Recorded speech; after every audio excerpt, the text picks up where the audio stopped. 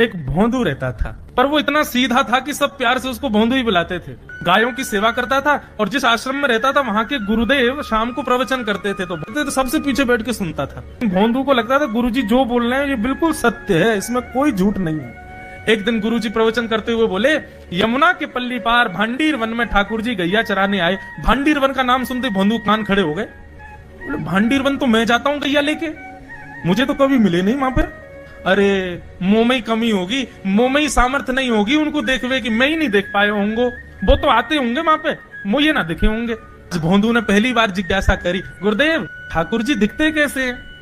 तो गुरुदेव भी हंस गया, अच्छा भोंदू पूछ रहा है, बैठ जाओ बताते हैं। मोर मुकुट पहनते हैं ठाकुर जी, और बोले 2 कान हैं लेकिन कुंडल एक ही पहनते हैं। ठाकुर जी ऐसे पुष्प तोड़ के कान के ऊपर लगा लेते हैं, दोनों कानों में एक ही कुंडल को फेर फेर के पहनते। ठाकुर जी पीली पीताम्बरी, ऐसी ठाकुर जी पीली पहनते, पीली पीताम्बरी। माला कैसी पहनते हैं? ठाकुर जी ऐसी पहनते हैं पूरी पैरों तक जाए।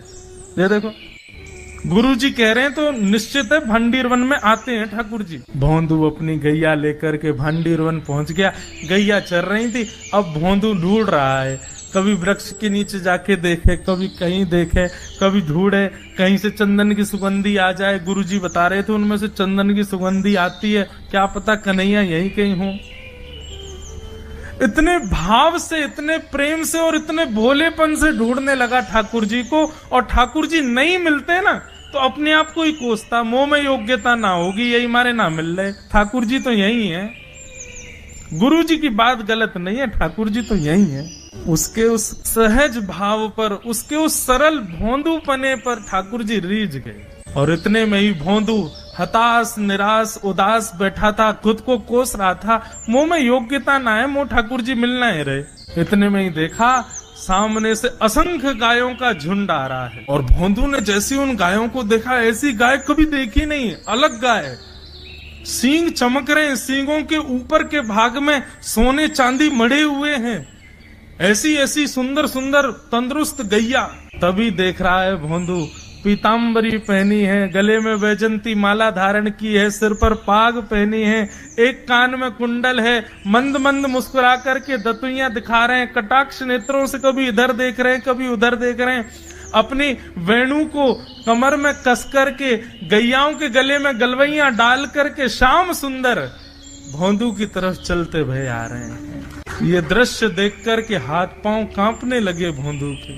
उसको लगा मेरे पास तो आएंगे ही नहीं है, वहीं से मुड़ जाएंगे, अब मैं उनके पास जाके उनको असहज नहीं करूंगा, यहीं से देख लूं, यहीं से प्रणाम कर लूं। लेकिन जैसे जैसे प्रणाम करके ऊपर देखता, ठाकुर जी और पास आ रहे, और पास आ रहे, और पास आ रहे। जैसे ही ठाकुर जी आकर के बैठे, भोंदू के पास शब्द नहीं है, हाथ पैर कंपित हो रहे हैं, उसको सूझ ही नहीं रहा करूं क्या मैं, इनके लिए क्या बिछाऊं, कहां बैठाऊं। ठाकुर जी ने अपने आप ही भोंदू के गले में हाथ डाली, अरे तेरा नाम कहा है? जैसे ही ठाकुर जी ने नाम पूछा, भोंदू अपना ही नाम भूल गया, बोले मुझे याद ही नहीं मेरा नाम क्या है, पर प्रेम से सब लोग मुझे भोंदू बुलाते हैं। अब तो भोंदू नाम सुनते ही ठाकुर जी ताली दे दे के हंसने लगे, तेरा नाम भोंदू है? बोले हाँ मेरा नाम भोंदू है। और ठाकुर जी आपको अच्छा लगो? बोले हाँ बहुत अच्छा लगो। आपको नाम कहा है? ठाकुर जी बोले तुम वो ना जाने? बोले जानू तो ना हूं, लेकिन गुरु जी ने जैसो रूप बताया वैसो ये आपको, तो आप कहीं नंद नंदन तो नहीं हो? ठाकुर जी बोले हाँ मैं नंद नंदन नहीं हूँ, यशोदा जी को लाला, नंद जी को लाला। भोंदू बोलो जय हो भगवान, आज आपके दर्शन है गए। गुरु जी और सब बालकन को तो आप शायद रोज ही मिलते होंगे, लेकिन मैं ही अभागो, मुँह को आप आज ही मिले हो। ठाकुर जी बोले अब चल बात मत बनावे, जल्दी कछु खवा, मुँह को भूख लग रही है। भोंदू एक कपड़े में रोटी बांध के उसमें मिर्च और गुड़ रख करके लेके गया।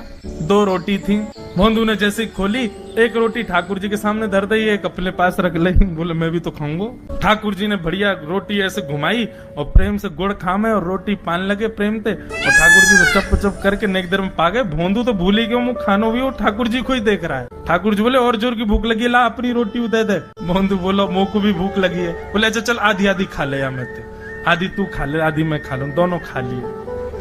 कल तो नेक्स्ट से ज्यादा सी रोटी ले आइयो, भूख ज्यादा लगे, और सुन यही समय आइयो, मिलूंगा कल भी तोते। ठाकुर जी अपने मार्ग पर चले गए। भोंदू इतना प्रसन्न है, बोले आज मुझको ठाकुर जी मिल गए। गुरुदेव के प्रवचन का समय हो गया, भोंदू पीछे जाके बैठ गया।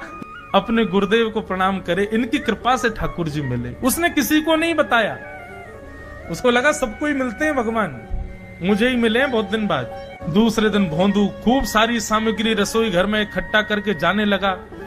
किसी ने जाके गुरुदेव से कह दिया कि भोंदू बहुत सारी सामग्री ले जा रहा है। गुरुदेव ने जाके कही, भोंदू इतनी सामग्री ले जा रहा हो भैया, वो भंडारो करेगो का?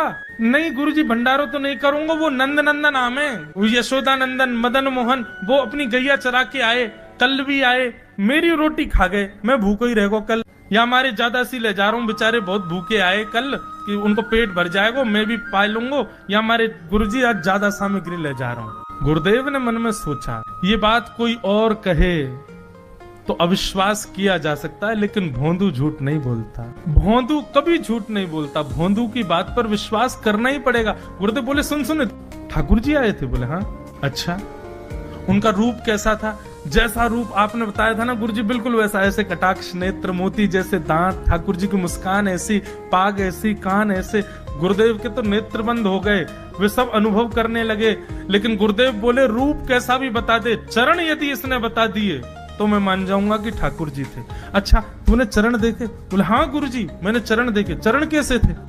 ठाकुर जी के चरण जब वो चल करके आगे बढ़ते हैं ना, तो चिन्ह बन जाते हैं, कहीं ध्वजा बनी थी, कहीं शंख बना था, कहीं कुछ बना था, और उनके जो नखून है ना, उनमें से ऐसा लगता है मानो जैसे कोमल का पराग हो, कमल का पराग हो, और चरणों का रंग कैसा, जैसे मानो जैसे गुरुदेव कमल होता है ना, कमल की आकृति, ऐसे ठाकुर जी के चरण। जब चरण का यथावत वर्णन भोंदू ने कर दिया, गुरुदेव समझ गए, बोले निश्चित ठाकुर जी आते। नहीं तो भोंदू कहाँ जाने, इतनी बुद्धि नहीं है उस पे कि वो इतना सब कुछ ढूंढ धाड़ के मुझे बताए। भोंदू एक काम करेगा? बोले हाँ। ठाकुर जी आएंगे तो तेरे सखा बन गए? बोले हाँ। तो उनको लेकर के आश्रम आ जा, यहाँ पे आ जा। भोंदू बोला कि इतने योग्य बालक हैं, लेकिन ठाकुर जी ने किसी से नहीं कही, मुझसे कही है। अगर मैंने ये काम नहीं किया तो मेरा जीवन व्यर्थ है।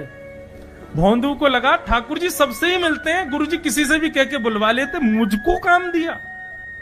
भोंदू ने तो उसको अपने हृदय में ले लिया, अब ये काम मुझे करना है। बोले गुरुजी मैं वचन दे के जा रहा हूँ, ठाकुर जी को मैं लेके आऊंगा। जा बेटा। भोंदू वन में चला गया। अब तो उसको मिलने की भी एक्साइटमेंट नहीं है और कोई उसके मन में भाव ही नहीं है, उसको ये है बस ठाकुर जी को मैं ले जाऊं। जा करके बैठा, ठाकुर जी अपनी गैया चराते भये, ठाकुर जी आए, रूप देख करके फिर से भावुक हो गया भोंदू। ठाकुर जी आकर के बैठ गए, बोले चल जल्दी निकाल रोटी, भूख लगी है मुंह को। भोंदू सजाता जा रहा है थाली, ठाकुर जी को देता जा रहा है। बोले जय जय, एक प्रार्थना करूं? बोले करो। आप मेरे संग मेरे सखाओ ना आप? बोले हाँ तेरो सखाऊं तो मेरी बात मानोगे? बोले कहा, आप मेरे संग आश्रम चलो गुरु जी के पास। ठाकुर जी रोटी पाते जा रहे, ठाकुर जी ने अनसुनी कर दी बात। बोले जय जय कछु कहो ना, आप चलोगे ना? ठाकुर जी बोले हम तेरे सखा हैं, तेरे गुरु जी के सखा नहीं है। तू मोते मिल, तू मेरे संग खा, तू मेरे संग रहे, तू कछु कर, तो कुछ सब अधिकार है, लेकिन ये हम गुरु जी ते मिल बातें मिल ये सब हम नहीं करेंगे। हम बस तेरे सखा हैं, तो ये जाने और कोई ये ना जाने। ए जय जय ऐसे मत कहो ना, वे नहीं बताते तो मैं तो आपको देख ही नहीं पाता, मैं तो आपको जानता ही ना हूं। उनने ही तो मुझको बताई कि आप भांडीर बनाते हो, आपका रूप ऐसा है, उनने कृपा करके मुझको आपसे मिलवाए हो, वही हमारी मित्रता के मूल आधार है, उनसे तो मिलवे चलो ना। ठाकुर जी बोले देख ज्यादा जिद मत करे, हमने तो उसे एक बार कह दी हम नहीं जाएंगे नहीं जाएंगे नहीं जाएंगे। ठाकुर जी रोटी पा रहे थे तो भोंदू ने हाथ से रोटी और छनाई, बोले ये भी दो, ये भी गुरु जी की है, लाओ ये मिर्च गुड़ सब दो, ये सब गुरु जी को, ये भी मत खाओ। और सुनो, यदि हमारे गुरु जी से आपको प्रेम नहीं है तो हमको आपसे प्रेम नहीं है। कल ते अपनी गैयान को लेके कहीं और चरावे जाओ, होंगे तुम नंदन नंदन अपने गांव के, मेरे गुरुजी के पास नहीं जाओगे। और सुनो, ये मुंह में जो रोटी रखी यू को उगल ले आओ, ये भी गुरुजी की रसोई में बनी है, हमारे गुरुजी से नहीं मिलेंगे। ठाकुर जी बोले अरे भोंदू ने रुक तो नहीं नहीं नहीं, अब तो मैं सुनूंगा ही नहीं, आपने ऐसे कैसे कह दी नहीं जाएंगे, 3 बार नहीं जाएंगे नहीं जाएंगे। और ये भांडीरवन मेरो है, मैं यहाँ गैया चरावे आऊं, कल से अगर तुम और तुम्हारी गैया दिख गई मुंह को तो तुम्हारी गैया को लेके मैं चलो जाऊंगा आश्रम, फिर तुम्हारी मैया बाबा तुमको मारेंगे। ठाकुर जी बोले अरे भोंदू इतना नाराज? बोले यदि मुंह से मित्रता रखनी है तो मुंह को वचन देना पड़ेगा कि आप आश्रम चलोगे, और अगर आपने फिर से नहीं कही तो मैं जा रहा हूँ वापस, और कभी आपको मुख नहीं देखूंगा, अपना मुख नहीं दिखाऊंगा। ठाकुर जी बोले इस मुख को देखने के लिए या संग के लिए लोग पता हो तो कितनी तपस्या करें। बोले जो तपस्या करें उनको मुबारक तुम, मोको ना चाहिए, मो ना मिलनो तुमते, मो कोई गरज ना पड़ रही तुमते, आज तक नहीं मिले, कल ही तो मिले हो मोते, वो भी गुरुदेव की कृपा से मिले हो, जाओ मत मिलियो, मुझे ना चाहिए तुम। ठाकुर जी बोले मैं तो ना जाऊंगा, मैं तो तेरे पास ही रहूंगा। बोले तुम मत जाओ, मैं जा रहा हूँ। कि जाने लगा वापस।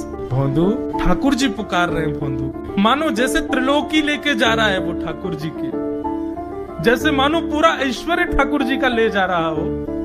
अरे भोंदू ने रुक तो जा। भोंदू बोला अपना मुख भी नहीं दिखाऊंगा यदि आप नहीं चलोगे तो। भोंदू थोड़ी दूर गया, ठाकुर जी को लगी वापस आ जाएगा, थोड़ी और दूर गया, लगा अब आ जाएगा, लेकिन जब भोंदू दिखना बंद हो गया, हमारे ठाकुर जी विचलित हो गए, दौड़े भोंदू की तरफ। ठाकुर जी दौड़ करके गए और जाकर के भोंदू के पित्ती पे चढ़ गए। बोले ले चल अपने गुरुदेव के पास, चलूंगा तू जहां कहेगो, लेकिन तो दूर नहीं जान दूंगा।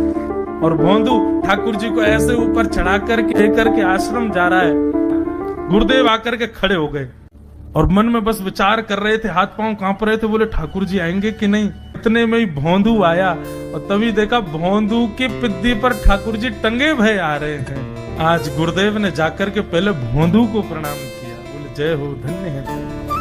इतनी तपस्या की, इतना भजन किया, घर परिवार त्याग दिया, वैराग्य त्याग सब हमारे जीवन में, तब भी ठाकुर जी नहीं मिले। लेकिन वारे भोंदू, तेरी सरलता, तेरी सहजता, तेरा ये निर्मल भाव कि ठाकुर जी तेरे अधीन होके यहाँ आश्रम तक चले।